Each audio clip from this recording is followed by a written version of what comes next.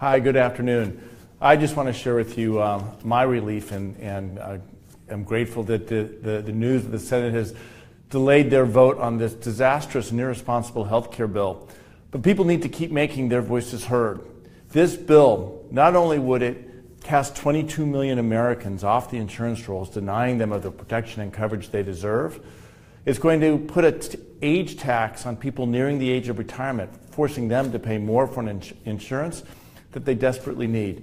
And it's going to weaken protections for those of us who have pre-existing conditions. And I would imagine that every one of us has someone in our family or someone we know or work with who is living today with a pre-existing condition. So I am grateful that this has been delayed and will continue to work to make sure that we protect the Affordable Care Act, the progress we have made, and build on its successes, work on fixing its problems, and move us forward. This is an issue I've heard more about than any other issue. We've received over 5,000 letters, emails, and phone calls with people telling us their stories.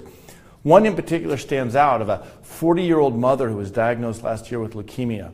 She has 2 young children, has gone through blood transfusions, a bone marrow transplant, and she shared with me, I'm going to read just a paragraph from her letter.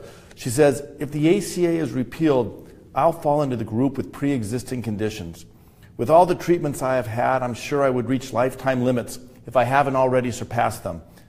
It's already hard enough to be sick and fighting for my life, but if my family had to choose if they could afford my treatments, it would be devastating. What the Republicans are trying to do with health care is devastating to so many people, so many families, to, in fact, entire communities. So I will be continuing to work to make sure that we protect health care and start moving our nation forward, making sure that all Americans have quality, affordable health care." Thank you very much.